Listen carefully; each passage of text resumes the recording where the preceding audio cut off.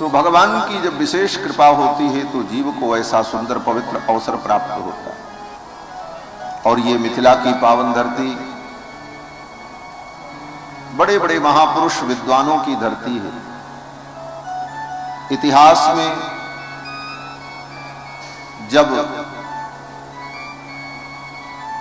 विद्वानों की चर्चा आती है और विद्या की उपासना करने वाले सरस्वती समुपासक ज्ञानियों की जब चर्चा आती है तो वहां मिथिला की चर्चा जरूर होती है। वो मिथिला पावन भूमि है जिस भूमि में मंडन मिश्र, मुरारी मिश्र, पार्थ सारथी मिश्र जैसे बड़े बड़े विद्वान, वाचस्पति मिश्र जैसे धुरंधर विद्वान, जिन्होंने संपूर्ण शास्त्रों का आलोडन और मंथन किया, ऐसी महान विभूतियों का उद्भव स्थल मिथिला की ये पावन भूमि है। और इसके साथ साथ हमारे श्री रघुनाथ जी की तो ससुराल है। अयोध्या और मिथिला का जो संबंध है बड़ा ही मधुर संबंध है। हमारे श्री रघुनाथ जी की तो मिथिला में ससुराल, और मिथिला के लोगों ने हमारे रघुनाथ जी को जो दुलार दिया, जो स्नेह दिया, आज भी उन भावों का हम स्मरण करके परम आनंद को प्राप्त करते हैं। तो ऐसी मिथिला की पावन धरती में, जिस मिथिला की धरती की महिमा क्या कही जाए, बोले इस धरती की महिमा क्या है? बोले दुनिया की धरती, अन्यत्र की धरती वनस्पति और अन्नादि को उत्पन्न करती है, लेकिन मिथिला की धरती समस्त वैभव की अधिष्ठात्री भगवती को प्रकट करने वाली है धरती, जहां से भगवती अन्नपूर्णा जगत जननी जगदम्बा भगवती जानकी का प्रादुर्भाव हुआ। ऐसी ये पावन भूमि, सच पूछो तो अयोध्या से मिथिला कहीं कम नहीं है। क्यों? बोले अयोध्या महान क्यों है? क्योंकि वहां राम जी प्रकट हुए, यही तो कहोगे। राम जी की जन्मस्थली है इसलिए अयोध्या बड़ी महान है। तो मिथिला, बोले मिथिला में किशोरी जी का प्रादुर्भाव है इसलिए मिथिला भी महान है। क्योंकि राम जी में और किशोरी जी में कोई अंतर तो है नहीं। गोस्वामी जी महाराज कहते हैं, गिरा अर्थ जल बीच सम कहियत भिन्न न भिन्न, बंदो सीताराम पद जिन्हि परम प्रिय खिन्न। एक ही परम तत्व, एक ही परब्रह्म परमात्मा सच्चिदानंद, दो रूपों में भगवान श्री राम और भगवती जानकी, तत्व तो एक ही है। तो जब अयोध्या में राम जी के प्रकट होने पर अयोध्या की दिव्यता है, उसी प्रकार श्री किशोरी के प्रादुर्भाव के स्थल में मिथिला में भी वही दिव्यता है। ऐसा मिथिला का पावन क्षेत्र, और इतने संत महापुरुषों के पावन सानिध्य में हम सभी लोग राम कथा सुनने और सुनाने का उपक्रम करने जा रहे हैं। भगवान श्री राम का पावन चरित्र आदर्श चरित्र है। भगवान श्री राम के चरित्र को सुनकर राम जी के समान ही हम आचरण करें, रावण के समान हम आचरण न करें, यही रामायण का कथन है। रामादिवत वर्तितव्यम न रावणादिवत। राम जी ने जैसा आचरण किया वही आचरण हमको आपको करना चाहिए। आदर्श चरित्र है राम जी का चरित्र, अनुकरणीय चरित्र है, अनुसंधान के योग्य है। और यह चरित्र हमारे चित्त को हमारे अंतःकरण को शुद्ध कर देता है, पवित्र कर देता है। आप कहोगे राम जी त्रेता युग में प्रकट हुए, 9 लाख वर्ष बीत गए, आज 9 लाख वर्ष बाद भी राम जी के चरित्र की आवश्यकता है। आज भी 9 लाख वर्ष बाद राम प्रासंगिक हैं? अवश्यमेव।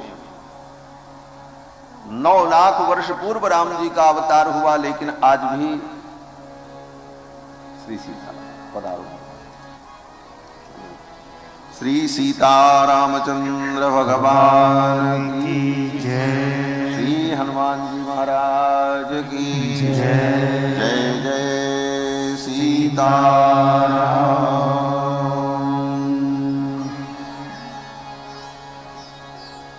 आज भी भगवान श्री राम का चरित्र हमारे लिए प्रासंगिक।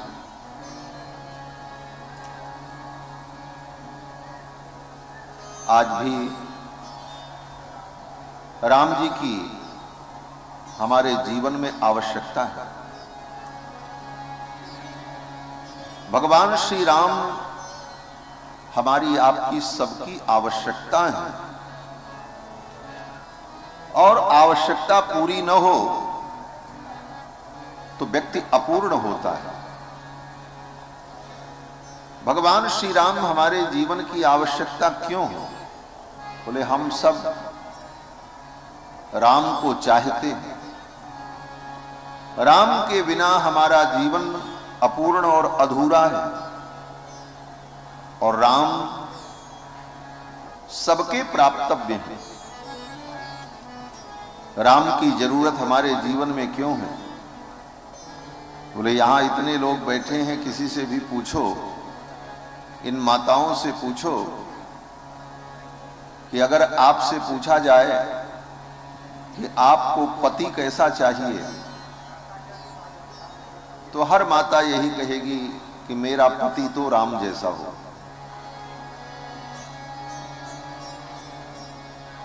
अगर किसी भाई से पूछो तुमको भाई कैसा चाहिए, तो हर भाई यही कहेगा हमारा भाई तो राम जैसा हो तो अच्छा।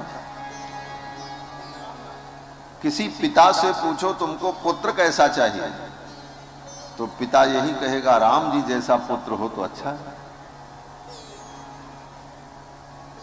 अगर किसी मित्र से पूछो मित्र कैसा चाहिए, तो मित्र यही कहेगा कि मित्र तो राम जैसा हो, जो अपने मित्र के दुख में दुखी हो। और जो अपने मित्र के दुख में दुखी न हो, मित्र के दुख को अपना दुख न माने, वो मित्र किस काम का? जे न मित्र दुख होई दुखारी। अपना दुख भूल गए अपने मित्र के दुख के सामने। तुलसी राम ही प्रिया बिसर गई, सुमिर स्नेह सगाई। इसलिए आज भी हम सब किसी न किसी रूप में राम को ही चाहते हैं। और तो और सबकी बात मैं नहीं करता, लेकिन किसी बुद्धिमान और समझदार व्यक्ति से पूछा जाए कि ये बताओ तुमको दुश्मन कैसा चाहिए, हाँ, अगर वो समझदार है और बुद्धिमान है और उससे पूछा जाए कि भाई तुम कैसा दुश्मन चाहोगे अपने जीवन में, अगर तुम्हें दुश्मन मिले तो कैसा दुश्मन मिले, तो बुद्धिमान समझदार व्यक्ति भी यही कहेगा कि राम जी जैसा दुश्मन मिले तो हमारा कल्याण हो जाए।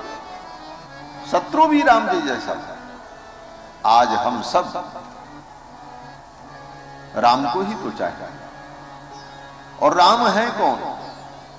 बोले साक्षात आनंद है, आनंद सिंधु है। और उन्हीं आनंद सिंधु को हम आप सब चाहते हैं, चाहे नास्तिक हो, चाहे आस्तिक हो, चाहे भक्त हो, चाहे अभक्त हो, चाहे स्वार्थी हो, चाहे परमार्थी हो, हर व्यक्ति कहीं न कहीं राम को ही चाहे। क्यों? बोले राम आनंद के सिंधु हैं और हमारी आत्मा की भी आत्मा है। जैसे आत्मा अत्यंत प्रिय होती है, अगर कोई पूछे आपको सबसे ज्यादा प्रिय क्या है, तो आप कहोगे हमको अमुक वस्तु बहुत प्रिय। बोले उससे भी ज्यादा प्रिय क्या है, तो फिर कोई वस्तु बताएगा। सब करते करते व्यक्ति से पूछो भाई और सबसे प्रिय तुमको क्या है, तो व्यक्ति कहेगा हमारा शरीर हमको प्रिय है, हमारे शरीर में कोई दुख न हो, बाधा न हो। बोले इस शरीर से भी ज्यादा तुमको प्रिय क्या है, तो व्यक्ति कहेगा फिर आत्मा प्रिय है। आत्मा की प्रियता सर्वोपरि है और उस आत्मा की भी आत्मा अगर कोई है तो भगवान श्री राम है। इसलिए भगवान श्री राम हमको, आपको, सबको परम प्रिय है। चाहे जान करके चाहे अनजान में हम आप सब राम को ही चाहते हैं और श्री राम को ही ढूंढते। आज भगवान श्री राम का पावन चरित्र सुनने के लिए हम सभी लोग उपस्थित हैं। भगवान श्री राम के चरित्र का नाम है रामायण। रामायण ये शब्द अगर कहा जाए तो रामायण का मतलब होता है महर्षि वाल्मीकि की रचना। यद्यपि राम जी के चरित्र का वर्णन करने वाले किसी भी ग्रंथ को सामान्यतया लोग रामायण ही कहते हैं, लेकिन ये रामायण नाम महर्षि वाल्मीकि की कृति का है। महर्षि वाल्मीकि ने जो रचना की उसका नाम रामायण है और ये विश्व का प्रथम काव्य है। रामायण को आदि काव्य कहा जाता है। इसके पहले धरती पर कोई काव्य नहीं था। 4 वेद थे। 4 वेद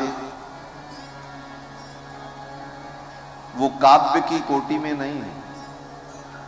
काव्य उसे कहते हैं जो किसी कवि की रचना हो। वेद किसी की रचना नहीं है, इसलिए वेद काव्य की कोटि में नहीं है।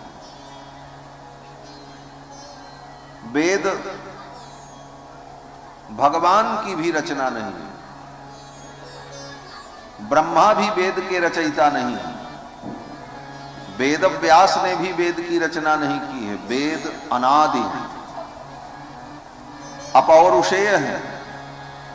वेद किसी पुरुष की रचना ही नहीं है। तो बोले बिना रचना के वेद आए कहां से? बोले अनादि है। जैसे भगवान अनादि हैं वैसे चारों वेद भी अनादि हैं। तो वेद काव्य की कोटि में नहीं है। रामायण प्रथम काव्य है इस सृष्टि का और रामायण की रचनाकार महर्षि वाल्मीकि आदि कवि हैं। इनको आदि कवि की संज्ञा दी गई है। इसीलिए आरती में हम लोग गाते हैं, व्यास आदि कवि वर्ज बखानी, काग भुसुंड गरुड़ के ही की, आरती श्री रामायण जी की। आदि कवि महर्षि वाल्मीकि ने रामायण की रचना की और महर्षि वाल्मीकि के रामायण को ही पढ़कर बाद के कवियों ने अपनी अपनी भाषा में, अपने अपने शब्दों में राम के चरित्र का विस्तार किया। यहां तक कि श्री वेदव्यास जी महाराज जो 18 पुराण के रचयिता हैं, श्री वेदव्यास जी को अंदर कवित्व शक्ति नहीं थी। श्री वेदव्यास जी महाराज पुराणों की रचना करना चाहते थे, लेकिन वो सामर्थ्य प्रकट नहीं हो रहा था। तो श्री ब्रह्मा जी ने वेद व्यास जी से कहा कि पठ रामायणम व्यास, हे व्यास तुम रामायण पढ़ो पहले। पठ रामायणम व्यास काव्य बीजम सनातनम, ये समस्त काव्यों का बीज है रामायण। ऐसे सनातन काव्य बीज रामायण को तुम पढ़ो, फिर तुम्हारे अंदर वो सामर्थ्य आ जाएगा कि अनेकानेक दिव्य ग्रंथों की रचना तुम्हारे द्वारा होगी। फिर तो श्री वेद व्यास जी ने सरस्वती नदी के तट पर अनेक बार श्रीमद् वाल्मीकि रामायण का पारायण किया, अनुष्ठान किया, अनुसंधान किया, और तब श्री वेद व्यास जी की मति में वो दिव्यता प्रकट हुई कि श्री वेद व्यास जी ने 18 पुराण, महाभारत जैसे अनेक ग्रंथों का निर्माण किया। ये रामायण महाकाव्य सभी कवियों का और सभी काव्यों का उपजीव्य ग्रंथ है। जितने कवि हैं दुनिया में, उन सभी कवियों ने रामायण से प्रेरणा प्राप्त की, और जितने काव्य उत्पन्न हुए उन समस्त काव्यों के मूल में काव्य बीज रामायण ही। ऐसा दिव्य ग्रंथ श्रीमद् रामायण, और इस रामायण की विशेषता है कि इसकी रचना महर्षि वाल्मीकि ने उस समय की जब भगवान श्री राम अयोध्या के सिंहासन पर विराजमान होकर अपनी प्रजा का पालन कर रहे थे। राम जी की राज्य लीला चल रही थी। बहुत से लोग अतिशयोक्ति में कह देते हैं कि राम जी के अवतार के पहले ही वाल्मीकि जी ने रामायण लिख दिया। एक बार मैं कहीं गया था, हाँ, वो उत्तर प्रदेश सरकार की तरफ से एक सरकारी मेला लगता है, रामायण मेला। उस रामायण मेला में मेरा भी व्याख्यान था, मैं गया था। कई वक्ता ऐसे आए थे कि अतिशयोक्ति में बोल गए, रामायण की रचना महर्षि वाल्मीकि ने राम जी के अवतार के लाखों वर्ष पहले कर डाला। ऐसा नहीं। जिस समय भगवान श्री राम अयोध्या के सिंहासन पर विराजमान होकर प्रजा का पालन कर रहे थे, उस समय महर्षि वाल्मीकि ने रामायण की रचना की। और फिर सर्वप्रथम इस रामायण को महर्षि वाल्मीकि ने भगवान के पुत्र कुश और लव को पढ़ाया, और फिर भगवान के पुत्र कुश और लव ने इस रामायण को राम जी के दरबार में गाया, और राम जी के संपूर्ण परिजन बैठकर इस कथा को श्रवण करते। स्वयं राम जी भी श्रोता बनकर के बैठे और रामायण कथा को श्रवण किया। वो रामायण, जिस रामायण को स्वयं राम जी ने श्रवण किया, ये आदि काव्य श्रीमद् वाल्मीकि रामायण। और राम जी कोई राजा बनकर के नहीं श्रवण कर रहे हैं। कथा में आओ तो राजा रानी और बड़े बड़े पद प्रतिष्ठा के महत्व को भूलकर मात्र श्रोता बनकर के कथा में आओ। ये कथा की मर्यादा है। ये राम जी से सीखना चाहिए। राम जी चक्रवर्ती सम्राट, अखिल भूमंडल के एकमात्र अधिपति, आ समुद्र पर्यंत जिनका साम्राज्य और जिनकी सत्ता, ऐसे रघुनाथ जी। छोटे छोटे दो बालक राम कथा गाने लगे, रामायण सुनाने लगे, तो राम जी अपने सिंहासन से उतरकर जाकर के भूमि में, जमीन में साधारण लोगों के बीच में बैठकर कथा श्रवण करते। क्या मर्यादा है। आज तो कथा में कोई आवे और बढ़िया से उसको आसन और सम्मान न दो तो भाग जाएगा, बोले कि महाराज हम कहां जाएं, क्यों जाएं। और राम जी को देखो, सचापि राम परिषद्गत सनैहि, और ये विनम्रता, ये कथा के प्रति श्रद्धा जो राम जी की है वो बनावटी नहीं है, वस्तुतः है। कभी कभी बनावटी श्रद्धा भी लोग दिखाते हैं। आएंगे तो विनम्रता पूर्वक जमीन में बैठने की कोशिश करेंगे, लेकिन वो केवल कोशिश होती, चार लोग हमको पकड़ के कहें नहीं नहीं नहीं आप आइए यहां बैठिए, वो अभी विनम्रता का एक अभिनय मात्र होता है, वस्तुतः वो वास्तविक विनम्रता नहीं होती। लेकिन राम जी की, बोले राम जी अपने सिंहासन से उतरकर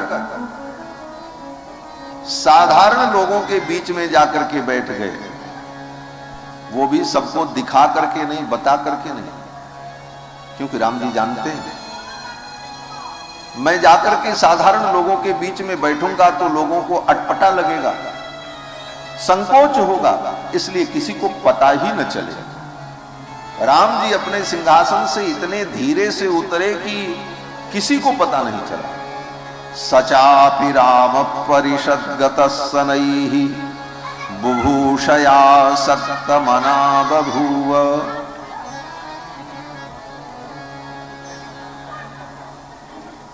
राम जी अपने सिंहासन से उतरकर जाकर इतने धीरे से साधारण लोगों के बीच में बैठ गए कि जिसके बगल बैठे उसको भी पता नहीं चला। कितनी सुंदर मर्यादा है राम जी। कथा में आओ तो इतनी शांति से आओ कि किसी को पता ही न चले, आकर के बैठ जाओ, जिसके बगल बैठो उसको भी न पता चले कोई आया, और आओ हल्ला गुल्ला करते, इशारा करते, बोलते, सुनाते, और ये सब करते हुए अगर कथा में पधारे और पहले से जो कथा सुन रहे हैं बैठकर उनका ध्यान अगर आपकी तरफ गया आपके व्यवहार के कारण, और उनका मन जो कथा में लगा रहा वो मन कथा से हटकर आपकी तरफ गया, तो आपने पुण्य नहीं किया, आपने पाप किया। उनके मन को, चित्त को कथा से हटाकर अपनी ओर आकर्षित किया अपने दुर्व्यवहार से। इस कारण से कथा में विघ्न करने का जो दोष है वो दोष आपको लगा। ये बहुत कटु सत्य है। भगवान श्री राम आकर के साधारण लोगों के बीच में बैठ गए और इस कथा को श्रवण किया। तो इस कथा को राम जी ने श्रवण किया। एक बड़ी अद्भुत बात आपके लिए बड़ी महत्वपूर्ण है। अगर मन में यह संदेह हो कि राम जी ने इस कथा को सुना, ये तो राम जी की ही कथा है, तो राम जी अपनी ही कथा क्यों सुन रहे हैं? क्या अपनी कथा सुननी चाहिए? बोले नहीं। अपनी कथा, अपनी प्रशंसा, अपनी महिमा जो व्यक्ति सुनता है वो उत्तम कोटि का व्यक्ति नहीं माना जाता। आत्म प्रशंसा, आत्मश्लाघा, आत्मवर्णन, आत्म महिमा श्रवण ये निषिद्ध है। फिर मर्यादा पुरुषोत्तम राम जी ने अपनी ही कथा क्यों सुनी? तो महर्षि वाल्मीकि इसका उत्तर देते हैं, जान लो ये रामायण जो है ये राम कथा नहीं है। राम कथा होती तो राम जी क्यों सुनते? राम जी क्या इतनी मर्यादा को नहीं जानते? बोले राम जी मर्यादा पुरुषोत्तम हैं और राम जी इस कथा को श्रवण करते हैं, और इसलिए राम जी श्रवण करते हैं कि ये रामायण राम जी का चरित्र नहीं है। आप कहोगे महाराज जी आप क्या कह रहे हैं? आज तक दुनिया में लाखों वर्षों से हम यही सुनते आए कि रामायण राम जी का चरित्र है। बोले हाँ जी आप सुनते चले आए, बहुत अच्छा सुना, लेकिन आज जो मैं कह रहा हूं वो भी आप सुन लो, ये रामायण राम जी का चरित्र नहीं है। बोले तब किसका चरित्र है? तो महर्षि वाल्मीकि कहते हैं कि कृत्स्नम रामायणम काव्यम सीतायाश्चरितम महत, ये श्री जानकी जी का महान चरित्र है, ये किशोरी जी का चरित्र है। मिथिला वासियों को ये बात जरूर जाननी चाहिए, ये रामायण महाकाव्य सीता जी का महान चरित्र है। वाल्मीकि जी कहते हैं सीतायाश्चरितम महत, ये सीता का महान चरित्र है। इसीलिए सीता जी के चरित्र को राम जी स्वयं बैठ करके सुनते। सारी दुनिया राम जी का चरित्र सुनती है और राम जी बोले राम जी किशोरी जी का चरित्र सुन रहे हैं। इसीलिए राम जी इसके श्रोता बने और स्वयं राम जी श्रोता बनकर के सुनते हैं। सीतायाश्चरितम महत, ये सीता जी का महान चरित्र। तो आप कहोगे जब सीता जी का महान चरित्र है तो इसमें राम जी की चर्चा क्यों आती है? अब राम जी की चर्चा इसलिए आती है कि राम जी हमारी किशोरी जी के आगे पीछे डोलते रहते हैं, उनके दुल्हा हैं, तो अब उनको कहां छोड़ दें हम लोग भाई? उनका भी तो वर्णन करना ही पड़ेगा, प्रसंग आएगा तो उनकी भी चर्चा करनी ही पड़ेगी। लेकिन प्रधानता किशोरी जी के चरित्र की। ये रामायण सीता जी का महान चरित्र है, सीतायाश्चरितम महत्। इसलिए रघुनाथ जी श्रद्धा पूर्वक बैठकर इस चरित्र को सुनते थे। जगत जननी के चरित्र को स्वयं राम जी सुनते। राम जी ने, आप कहोगे कि फिर जब सीता जी का चरित्र है तो इसका नाम रामायण क्यों रखा? इसका नाम सीतायन रख देते। महर्षि वाल्मीकि ने ये लिखा, नामकरण भी उन्हीं को करना था, नामकरण कर देते सीतायन, क्या दिक्कत है? जब ये सीता जी का चरित्र है तो इसका नाम सीतायन होता, रामायण क्यों हुआ? बोले रामायण इसलिए लिखा, रामायण का अर्थ होता है दो शब्दों को मिलकर के रामायण शब्द बना है, राम और अयन। राम का मतलब आप समझ रहे हैं, राम माने रघुनाथ जी, और अयन माने घर। तो राम प्लस अयन दोनों मिल गया तो क्या हो गया? बोले रामायण। अब वो व्याकरण के नियम से ना कोणा हो जाता है, रामायण ऐसा उच्चारण किया जाता है। तो अर्थ हुआ रामस्य अयनम रामायणम।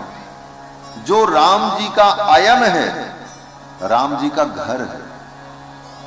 सीता जी के महान चरित्र में ही राम जी रहते हैं। सीता जी के महान चरित्र में ही राम की प्रतिष्ठा है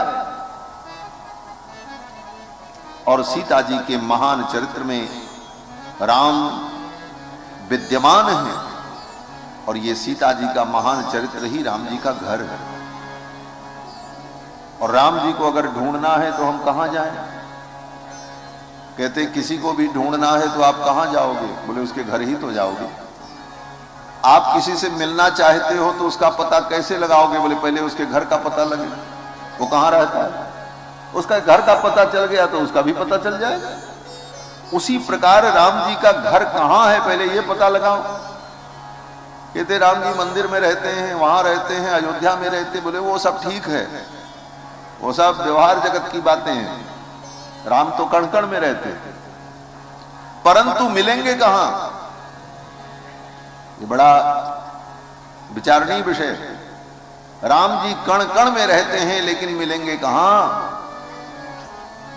जहां निश्चित रूप से मिल जाए।